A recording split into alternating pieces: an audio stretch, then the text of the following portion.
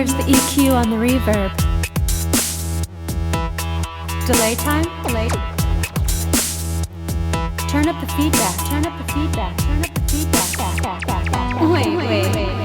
Pan the condenser to the left and the dynamic to the right. Lower the threshold. Raise the output. Wait. Set the frequency range. High pass.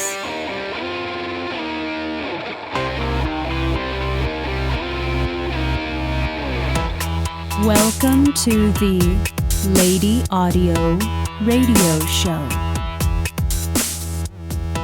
My guest today is Sid Duffour of Black Lion Audio. Black Lion Audio manufactures mic pre's, word clocks, summing mixers, and they also upgrade the sound quality of your recording equipment by modifying it in significant ways. We are lucky enough to have Sid on the show today to tell us a bit more about these special modifications and to let us know more about BLA products. Sid, welcome to the show. Hey. Hey. Thanks for letting me be here. You're welcome. I know you're really busy, so I wanted to get right into the questions. And the first question I have is, what is external clocking and why is it important? Well, it's basically an external a word clock is something that will synchronize the digital audio conversion that's happening in your interface, and not necessarily just a recording interface. Anything that has any kind of digital audio, a cell phone, anything like that, it's still converting a digital signal to an analog, and vice versa. Your analog voice being converted digitally to your phone, as with an interface. So that digital conversion needs to be synchronized, and the better the clock that synchronizes that, the better the conversion you're going to have. So typically and historically, external word clocks were only used and only necessarily needed when you had multiple devices that needed to receive the same clock signal so that they could be synced together. So that way you wouldn't have different ones with different clocks having different synchronizations. So things that just wouldn't jive. So that's the only reason that an external clock would have been necessary. And we found when we started off modifying the Digi 002 and 003s, part of the modification we were doing is we were upgrading the clock. And we came up with a clock design that was really amazing and really vastly changed the audio quality of the unit. And way back when, someone got the bright idea and said, shoot, this clock is so awesome. Why don't we just take the circuitry and put it in this cheap little chassis and we can sell it to customers? So because, there's other clocks out there that didn't even compare with our clock that was well over $1,000. And we said, gosh, we could probably do this for, a few $100, maybe $500. We can sell this thing and it'll really help folks out. So we started doing that. Got a lot of flack for it because a lot of people were saying, no, you don't need a clock because you only need a clock to sync multiple units together. But if you have an external clock that is much higher quality and much more accurate than an internal clock that you're using in your interface, it absolutely improves your audio quality. So that's where it kind of came about. So it's I hope that answers the question. It does. I'm like the king of tangents, so if I start going in a completely different direction, just bring me back in, okay? Okay. So basically, you're taking the analog signal, it goes to digital, and then the digital goes back to analog in that conversion. And what BLA does is, with those modifications, it helps to improve that conversion process with the clock. Is that right, or is that something different? Well, with the Digimod, that's pretty much the only modification other than the HD rigs that we do. That's pretty much the only modification that we do where we actually modify the clock as part of the modification. And unfortunately, pretty much every other interface that's out there, it's because they're in a chassis that's just really dinky. It's like most of these interfaces are in a 1U chassis. there's just no physical room inside to fit that circuitry.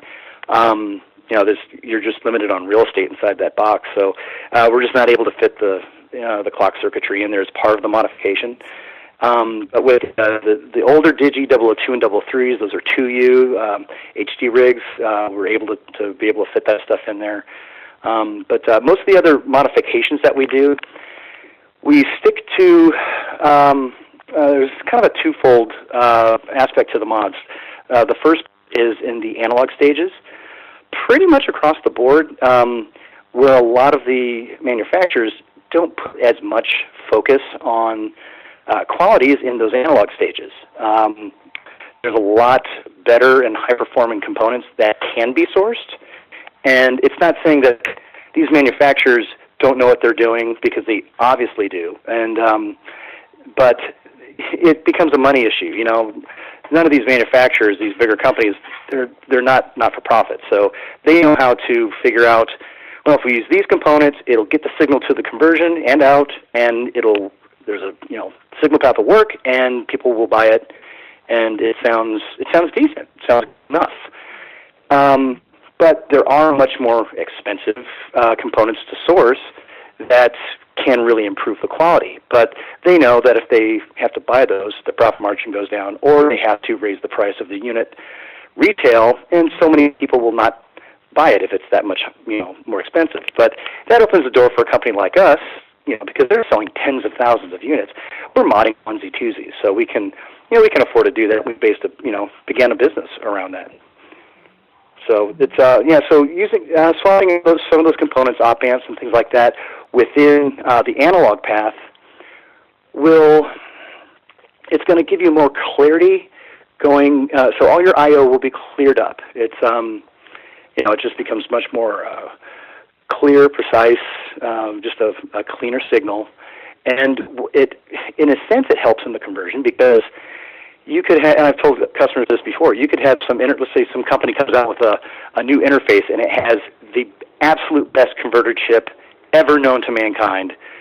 It was just invented, and they just produced this thing, and this company gets it and puts it in that interface, and there will never be a better converter chip than this thing. If it has a compromised analog path, it's only converting as good of a signal you're putting into it. Vice versa, you're only hearing as good of a signal as that analog path is allowing to come out of that conversion. So by improving those analog paths, it really, it assists in that conversion too. But most of our other mods also, we've developed our own method of decoupling, where we basically put some caps in and around the circuitry around those converter chips that basically enable the chip to perform better. It's just a more it's where the power is routed and things like that. It assists in filtration so that the converter just operates more efficiently, so thereby improving the conversion. So a lot of times we get customers, I've seen it on forums, where they go, hey, wow, I got my unit back from getting modified, and Black Lion Audio put new preamps in it, and they swapped out my converter chips, and the conversion's just so much better. And actually, neither one of those things are true. The converter chips that are already in most of these interfaces are actually really decent converters. They're good chips. It's just the circuitry that surrounds them on the board causes them to, it affects their performance. So they don't, they don't work as well as spec'd out initially in the way they were designed to. But when we do our little, our decoupling stuff and do some other tweaks in that circuitry, it enables the existing converters to just sound so much better. And likewise, when they say, they put new pre's in there, we don't insert new preamps into these interfaces. It's not like there's a individual preamp connected to the XLR inside these interfaces. It's just like a big analog board. But the improvements we do in the analog path absolutely improves the sound of pre's. So, that's basically kind of what we do in a nutshell as far as the mods go. Okay. So basically, let's say I have an Apollo Twin and I'd like to have it modified by Black Lion Audio. How would I go about doing that? Well, we have a website that actually has a list of all the different modifications we offer. And with each modification, it's kind of like set up, like any other kind of online store where you can add an item to your shopping cart, and you can actually buy that service, the modification of whichever interface that you that you want, and you can add it to your cart, and then just pay for it through the website. And basically, what it does is, you purchase the mod. We only charge 50% of the mod price as a down payment to secure the modification date. And then the other half isn't due until the modification is complete and we're ready to send it back to customers, because we try to,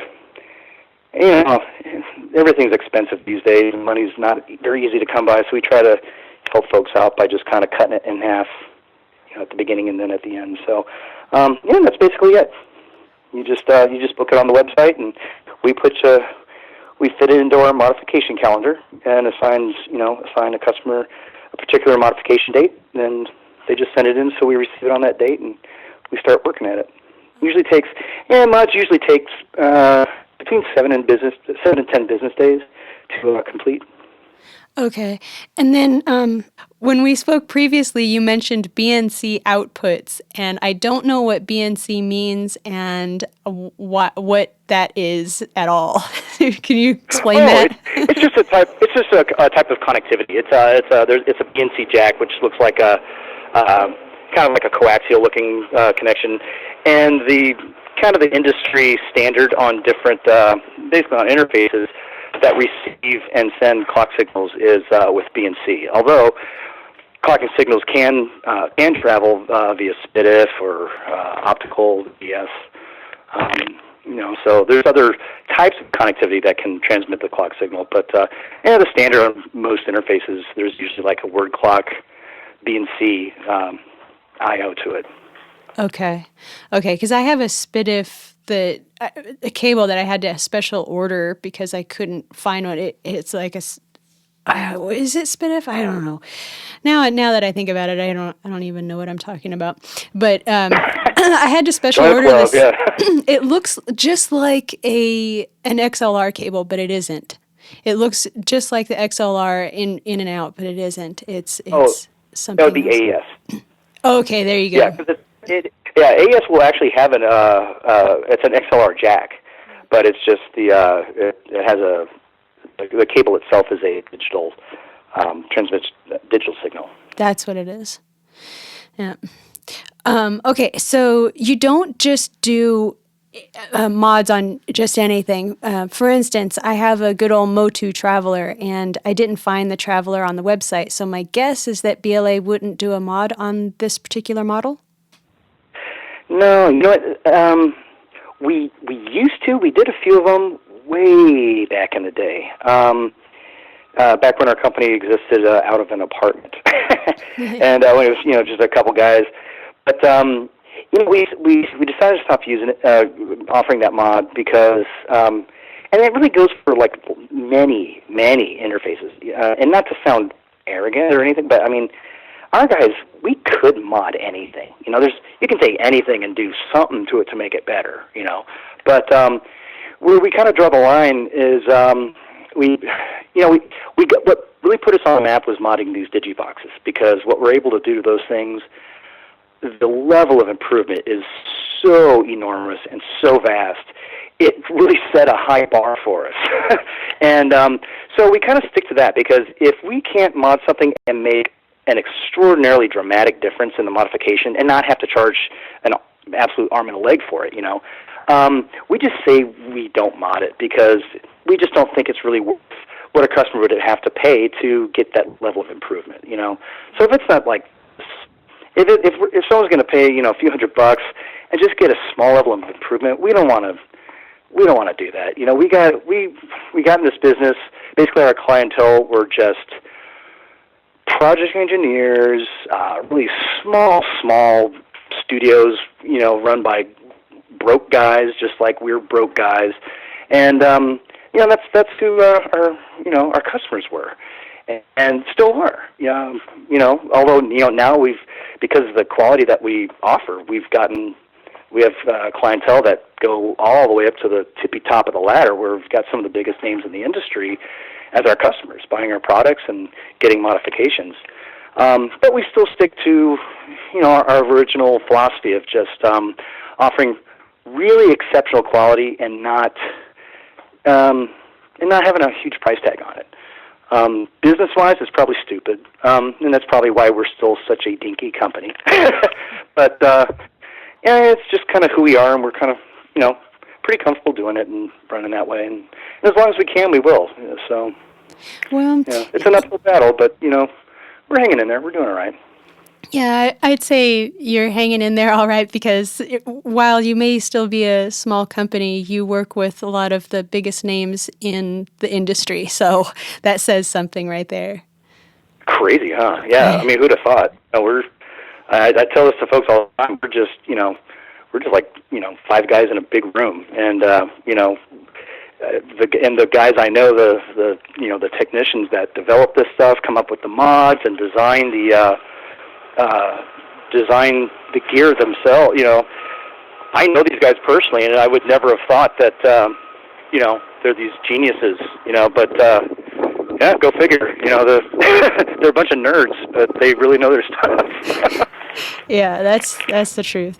So I had another question. So let's say I have a product that you don't do a mod on, but I still want to get like better quality conversion. I want to go with a clock. So you build your own products as well. You build micro clock MK2 and the MK3. Can you describe like how would so I purchase it and then I get it in my house or at my studio. How would I hook that up to my device, my interface? Yes.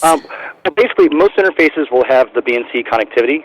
So with our Mark II clock, it only has the BNC connection outputs. So, and we did that because, like I said, when we first came out with that thing, we just wanted to make it really inexpensive, so pretty much anybody could afford one. And it sort of hurt us in the beginning because it looks cheap. We got this chassis. It's a box about the size of both your hands put together. It looks like a toy, and it's got a switch and a knob and these three outputs. It's not impressive looking. But we did that so it could be affordable. It doesn't even have an LED light to tell you that it's on, because to put that in there, actually having that LED light would, cause and create more jitter within the circuitry. So we didn't want to add it because we'd have to add filtration, which would drive the price up. So we just wanted to keep it bare bones and keep it as awesome sounding and as inexpensive as we could. The new one, the XB version, was a completely different design, and it's much higher performing. Sounds much better. And with that one, we had a lot of guys that were saying, hey, man, I really wish I could have a SPDIF output, different AES or optical output. So we did that. We put those on the Mark III. So you could connect your interface with a Mark III via any of that type of connectivity, whether you could receive it via SPDIF signal, like I said, AES, optical. There's actually 6 BNC jacks on the Mark III. And all you would need to do is just set within your software which clocking method that you would receive that signal from. Usually in the software you can select it via SPDIF or word clock source, which is probably by the BNC. And basically what it would do is just the effect that it has, the audible effect that it has on your audio is basically it makes everything sound clearer, much more definition and detail, and it also gives like a wider spread. Everything sounds bigger. Things sound much more spread out and wider. And there's also an aspect to like a proximity effect. I'm not good at explaining this kind of stuff. I'm not one of the techs. I'm the guy here that pays bills, orders parts, and answers phone calls and well, you know more than me, so that's good. Yeah, well, I'm the one guy here that's not an audio engineer. I'm a musician. I've produced albums and stuff, but I'm not the knob turner. I got my own buddy of mine. He's my engineer. So, it makes this. There's like a more effect to depth perception, kind of like things that sound closer to you and farther away. Also, so it's really like I know it's kind of a hip term to use, but saying it makes it really 3D sounding, and I think that's just very overused. But it kind of does, because you've got this width, you've got a depth, and there's almost like a height thing too, like a volume level sort of thing, but it's not. It makes it sort of almost like it sounds louder, but it's not louder. And I actually asked one of our techs one time, why that is, and his theory behind it was, he said and a lot of times, when you're listening back to stuff, there's certain little transients and nuances that you really can't hear unless you just crank it up. But with the clock, a lot of the things are translated so much better that you can hear those little transients without having to just crank it way up. So it almost gives it the impression of like there's like it's louder, but it really isn't. So it's just in the improved detail, and it's just basically how it. Now, how that works, man, I'm not the guy to ask. I've actually, I've tried to have these guys explain it to me, and they're, like I said, they're nerds. They start trying to tell me about it, and it just starts sounding like Charlie Brown's teacher, womp, womp, womp. It's just over my head. So the PLL this and that, I'm not that guy. So if you need a more scientific explanation, yeah, they're the guys to go to. Okay, and then so let's say I get a nice microclock, and then or the microclock, and then like, well, let's see what else Black Lion Audio has. So I would go back to the website, and I'm just going through like what I would do as a consumer, and I would probably go for a mic pre next. Can you speak a little bit more about the different mic pre's that you have? Oh yeah, sure. First, we have our Auteur, which is a 2-channel mic pre, and that one we came up with. That was the first pre that we of our own design that we came up with, and that was sort of in response to so many people were getting the Digi 002 mods and 003 mods, and the improvements that we made to those onboard pre's. After the mod, those pre's wound up being very clear and clean and transparent. So a lot of guys were getting, suddenly now having 4 actually usable pre's. Most people at the time, they would just bypass those onboard pre's because they just weren't, nothing really to write home about. So after the mod, they were like, hey, man, I got these 4 really transparent pre's. So we went, well, if we're providing guys with that kind of transparency, let's go the other end of the sonic spectrum and design our own pre that is really fat and colored and lush and just, robust and, kind of like towards that vintage API kind of feel. So that's what our engineer decided to design. And but unlike those older APIs, he gave it a really fast input stage. So it gains a lot of detail, but they threw these transformers on the output to give it the girth, the fatness, and the, just the heft and that lush coloration. So it's sort of like this hybrid of kind of old and new. It's a very versatile pre. There's not much it doesn't sound really good on. I found the only thing that's really not that great for is something with a quiet source, like finger-picking acoustic guitar or like really light, breathy vocals, anything with a light source, a quiet source, because then you have to really, crank up the gain. And when you crank up the gain, you increase noise. And just for my own personal taste, it's really not the best thing for that. But pretty much everything across the board sounds just amazing on it. And then we came out with another preamp, which is it's not a clone, but more of an ode to the API 312, and it's called the B12A. And actually, we have a newer version called the B12A Mark II, and that one is very 312 API 312 sounding. It is our own design. It's not a clone, so there are some differences. But once again, it was designed to be very inexpensive and affordable to the regular guy. So, and we did the same thing with a takeoff on the Neve 1073. where we have our own ode to that. It's called the B173, and it's another preamp that's very Neve-ish, but once again, it's not the price of a Neve. It's very affordable, and it definitely has that smooth, creamy characteristic that the Neves have. And but we sell it, we sell it for something that's not going to break the bank. Okay. Yeah, that's one thing that I like about you guys too. Okay. And then what is the Sparrow? Oh, I don't know.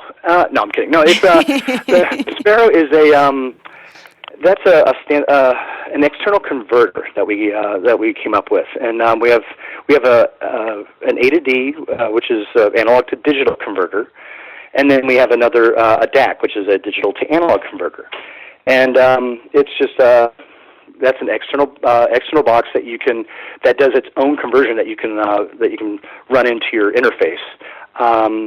That will offer just extremely higher quality conversion than most every other interface that's already out there. So why would I get those converters instead of sending in my product for a mod? Well, because these external converters, are going to give you much better conversion than even what you would be getting in the mod. Okay. Yeah, because these were really meant to be extremely high end. They're the A to D it's a 2-channel A to D, so even though it's only 2-channel, it's really meant to be intended for extremely high quality conversion. Okay. So it's really up there, and definitely competes with some of the biggest and most expensive names out there. That's why we're very honored that a guy like Tony Maserati has chosen to use our Sparrow converters over anything else that's out there. It's really one of those things that we did not foresee. We're just kind of doing the best we could do, and we're like I said, when we first started, we were just trying to do stuff to meet the needs of customers that don't have tons of money to be able to afford this incredibly terrific sounding, high performing gear, but that has a high price tag. So we started doing what we could, and then who knew that we were making it as good as we were, and we started getting on the radar of some of these bigger names that just start. And now our clientele, we've got lots and lots of different really big name guys that are choosing to go with our products and our services, our mods and stuff. So it's pretty cool, pretty flattering. Yeah, I think so, because I was watching an interview with Larry Crane, of Tape Op, and he was saying one of the main reasons why he started the magazine was because you had all of these high-end studios and everything, but where most of the music was being made was with a little guy and in a smaller studio and not working with huge acts, and that's where most of the music was being made. So with Black Lion Audio, you're right in there with providing the service to where all the music is being made. So it's definitely a really great company, and I'm looking forward to getting a mod and possibly even a mic pre. So. Oh, sweet. Yeah, that's cool. Yeah, it really, it's, I feel like I can brag about stuff because I've got nothing to do with how these guys develop this stuff. I am not one of the techs, and I know it sounds corny and like I'm handing you a line. I'm really a fan of our own company. There's, there's been other jobs that I could have gotten, but I've stuck here, and because I really believe in the company. I believe in what we do. We're very close, tight-knit guys. We're like a family. There's just a few of us that work here, and and I really, I've heard from other guys in the industry that, that know us, and I keep hearing it all the time that we're just really unique in this industry, where there's not a lot of places that do what we do, and on the level that we do. We make everything in-house here in our shop in Chicago. Hand solder stuff, and even with surface mount, components. Our guys are doing the nitty-gritty, soldering these tiny little microscopic things that it drives them nuts. You hear guys start, cussing or something like that because oh man, but it's what we do. It's really tedious and time-consuming and expensive kind of work where we don't make the kind of money that most other businesses would. Our profit margins are really low, but it's kind of who we've decided to stick, who we've decided to be, and so try to stick there, stick to that, stick to our guns, to keep our prices affordable and accessible to like the regular guy, someone who doesn't have thousands of dollars to go spend on you've got an interface and you really need to want to step up to the next level, and just ditching that thing and dropping a few grand on something else. It's like, well, you could spend a few $100 and modify your unit to get to that next level. Yep. So, and then you also make digital cables? We do. That's kind of funny. We had when we started doing the clock and the Sparrow, customers were getting that and a modification or whatever, and they would buy that and then they get it back. They open it up in the mail and go, "Great! Oh man, I got to go run to Guitar Center or someone and go buy a cable because I don't have one." So we went, let's just start. We just started buying spools of really good cable, like Canary, really good quality cable and some really good ends, and we just started making cable ourselves just as a convenience for our customers. And and like I said, we don't charge an arm and a leg. We're not in the cable business, so we're not looking to make some crazy profit from cable. And so we were offering that stuff at a really good price. And then we had a customer who runs a cable company, and he contacted us and said, "Man, you really ought to try out my cable." And we're going, "Well, we're not in the cable business. What we have is fine." He said, "No, really got to try this. I'm going to send you some, A/B them with your cables, and you'll hear a difference." And we're going, with digital cable, I don't know. I really don't think so. And he just was really persistent and said, "Look, just do me the favor. I'll send it to you." So he sent us this cable, and we listened to it, and we were blown away. We were like, "Oh my gosh, there's an absolute audible difference in using this guy's stuff." And so he gets it to us at a great price. And so what we decided to do is just offer that cable as well. And since he gets it to us at a terrific price, instead of charging up the wazoo, we went, well, we make these cables and we'll just charge the same price that most other, the higher quality digital cable goes for, which is usually around, $50 a meter. And so that's the way we priced it. So we're just kind of same price as most other cables, but the quality is just out of control. Cool. And then another product that you offer is the summing mixer. Can you talk a little bit about that? Oh yeah, the summing mixer. It's an 8-channel summing mixer, and that's really what it is.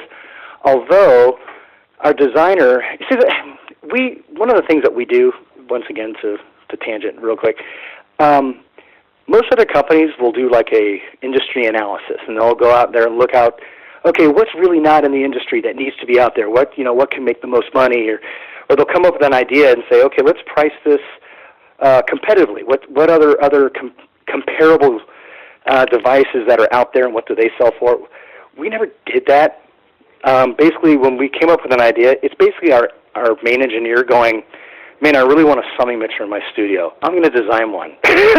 And if I'm going to design it, what do I want it to do? And that's kind of what he did with our compressor, our EQ, and the summing mixer. And it's it's probably kind of selfish, but hey, if I was in his shoes, I'd do the same thing.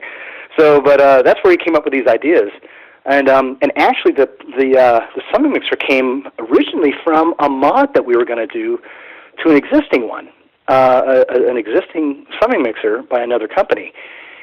And he was working on that mod, and basically what he did when he was done with the mod, he completely redesigned the entire thing so that the only thing that was really left of this thing was the chassis and the power supply and the knobs.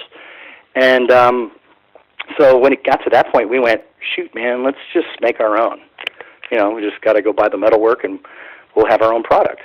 And so what it is, it's an 8-channel summing mixer with a master volume, a monitoring volume, and also individual volumes on each channel, as well as panning on each channel. But what's different about it is that he made it very versatile in that it has 3 different outputs. It's got one output that's transformer coupled. So it has that real fat sound of, like, say, like a Neve console, but it also has a transformerless output that has the punchiness of, say, like an SSL console. So you have this versatility where, as if you can run things through the summing mixer as if you're running it through an analog console, and you can gain that analog feel and analog sound to a digital mix if you're running it out of your box through the mixer and then back into your DAW. It helps to eliminate some of that sterility of the digital mix. You know what I mean? And also, he gave it a passive output, so you can run it out of the passive output into another preamp before you run it back into your DAW, so you can color it any way you like. So you've got the 2 on board, the 2 outputs that are already built into it, and then you have the passive one, so you can run it through. For example, in my buddy's studio, we used it with an Auteur. We've used it with, he has an LA610 that's actually modded. We don't mod those, but one of the perks of, working here, we do get, we do each other favors. We scratch each other's backs and stuff. But, yeah, he's got a modded LA610 that sounds awesome. And we used that not too long ago through the passive output into that, and oh, man, it was just terrific from my guitars and stuff. Just sounded fantastic. So, so you're able to have this, where the versatility is just, the sky's the limit. And you can link them, too. So if you need 16 channels, you can do it that way, use different outputs for different mixes. It's a really cool box. We've got a lot of customers that... a lot of guys in hip-hop and rap, that customers that I've just talked to on the phone that really got turned on to this box because, everything they do is all in the box, like virtual instruments. The only thing they track are vocals and everything, and they're just very tired of that sterile, flat, digital kind of sound. And what they'll do is they'll just take a mix and dump it out of the box as like a stereo track, run it into just 2 inputs of the summing mixer, and then run it out one of those outputs and back into the DAW just to analog up their mix. And so they don't even use it as a summing box. They're just using it as a coloration device, and it brings all this life to their mixes and stuff like that. So a lot of guys, we've seen a lot of popularity, with guys using it like that, as my engineer does. We don't use it for summing, really. We just use it for that. And, it's really cool. Yeah, that's cool. And the price is really good too, because for, summing mixers with that type of quality, they can get up there like in the tens of thousands. So this is crazy. Yeah. Oh yeah. Yeah, that's that's the thing. And that's one of the dumb things that I can say that because, like I said, I'm the guy that pays the bills, so I'm the guy that's always going, we don't have enough money. Why aren't we charging more for our stuff?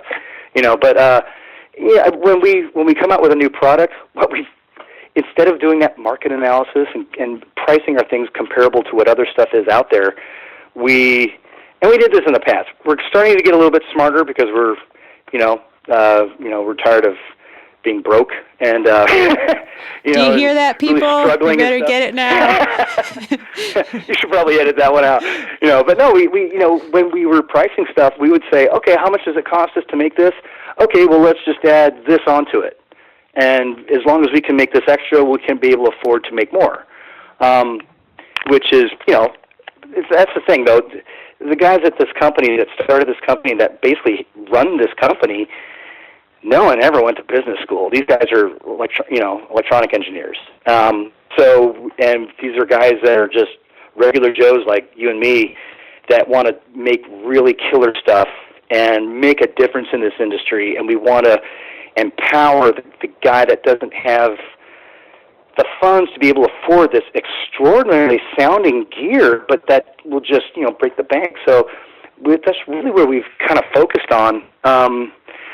Because our clientele, we are our clientele. We're guys just like that, and we still are. None of us are, no one here is, driving fancy cars, man. All of us take the train here in Chicago, So we, one guy bikes.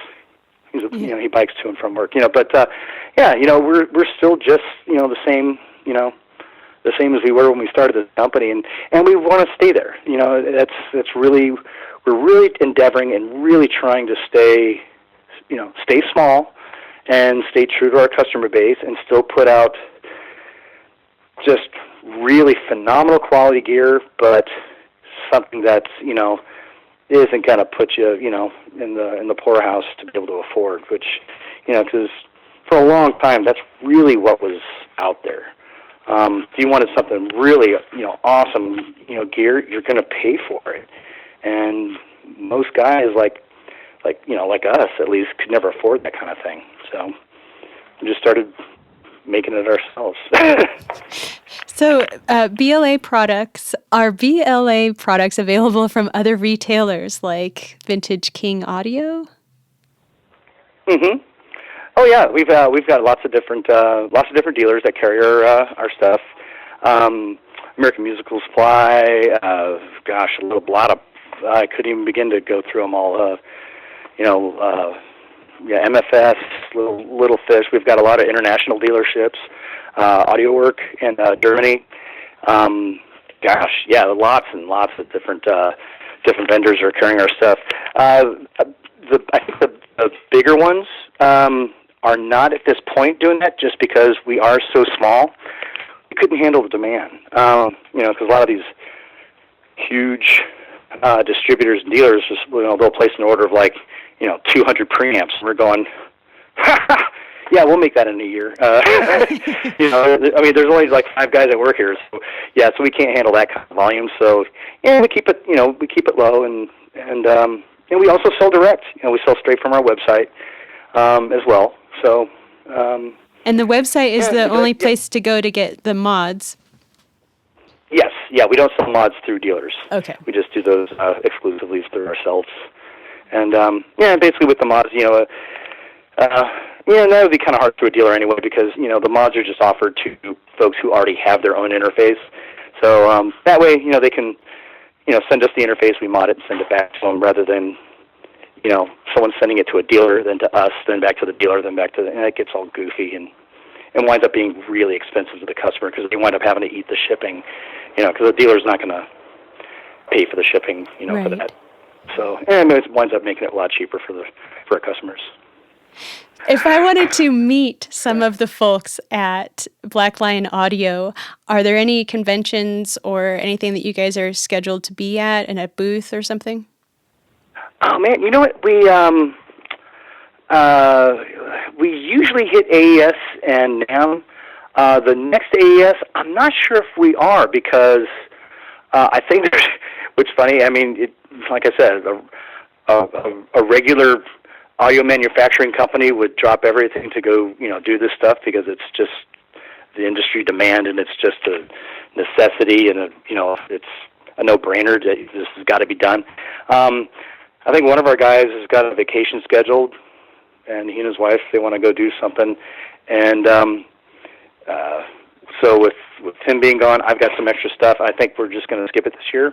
But if you're ever in the Chicago area, where doors always open, I always tell folks, we are not what you would expect.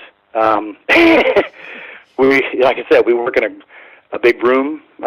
Actually, it's not that big, but it's not impressive. But it's where we do all of our work. We've got workbenches where these guys design this stuff. Put stuff on these circuit boards and put them in the chassis, and we got a little testing room where they test everything out. We've got a state-of-the-art audio precision machine that specs out everything, extraordinarily well. And so we test our stuff out. We've got another room where we have our drill press, because we actually do a lot of the detail stuff to our metalwork ourselves. We drill the holes, all the graphics on all of our products. We actually screen print here in house. I'm walking into that room right now. It's also where we keep all of our back materials, so you got to climb over stuff. But we've got a little screen press here with all of our own screens, and we actually screen print all of our own metalwork, which I just dropped. B-stock. Oh, that one's okay. Cool. It was dry already. So we design our own graphics, and we go get screens made, and we screen print all the face plates and graphics and all of our products and stuff right here in house.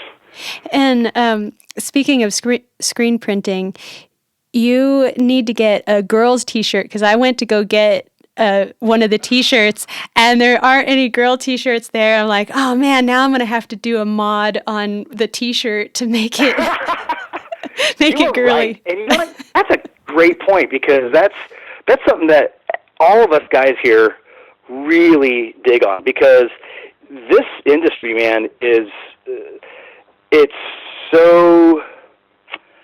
I mean, I don't know. It's not a macho industry, but the amount of women engineers, it's just really shocking.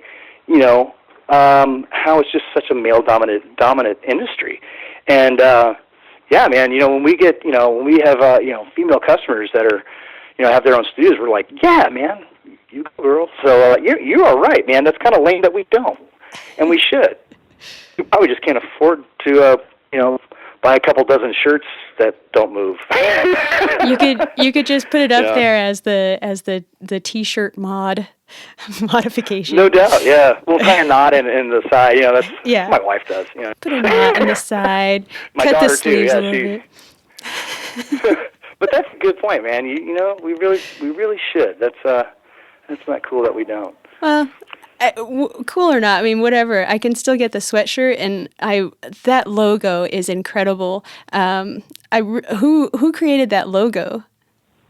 Man, I don't know. Our original owner, when he first started the company, I think he just contracted out with some guy that he knew through someone else, and the guy just kind of came up with some different ideas and came up with that one, and we went, yeah, okay. That's excellent. But it's a really cool. Yeah, it's a cool logo. And what's funny is our guys have they usually modify that logo in different areas. Sometimes on PCBs, and I hope customers aren't hearing this and going, "Oh, I'm going to open up my unit to see what they did." Yeah, most of it, you can't see what it is once the board is populated, because it's underneath all these components. But just for kicks, like we got one of our techs. He's got this really huge red beard, so he took the logo and threw a big beard on this lion, and there's stuff like that we always kind of goof around with our logo and kind of make it our own, depending on who's doing what. But it's pretty cool. We get a lot of compliments on that. I've had a guy that doesn't know anything about audio, and he saw my hoodie when I was coming home from work and went, "Yeah, man, hey, what is that? You guys do car stereos?" I'm like, "No, we don't." He goes, "Oh, man, well, I'd still like to get one of those." It's like, wow. Yeah. Go figure, okay. Yeah, that's cool. Yeah, definitely. So I just wanted to, we can go ahead and wrap it up now, and I'll let you get back to work and on the business side of things. And thank you so much for taking the time to talk with me today and explain a lot of this, about how a lot of this stuff works. And I think that's really important to know kind of the back end of why you would want why you would want a word clock that is, and why you would want to have a modification on your. That's one of those things where there's a lot of guys that, on forums and stuff that bash us and go, this is ridiculous. Why they say you have to get a mod on this? This thing's good enough. Why do they say you have to get a mod? We don't say anybody has to get a mod, because every interface. I mean, you got interfaces that range from like really dinky, cheap, and crappy, honestly, to phenomenal quality, very expensive, phenomenal quality. And, anything within that is, everybody has different needs and wants and necessities of their own studio. Every studio is different. Everybody's clientele is different, Everybody's mixes are different. And it's just really what people need and want, So, and that's just what we offer. It's like, hey, you already have this interface, and you want it to be better than it is. Well, that's what we offer, So you don't necessarily have to ditch that thing and spend a ton of money for a brand new one.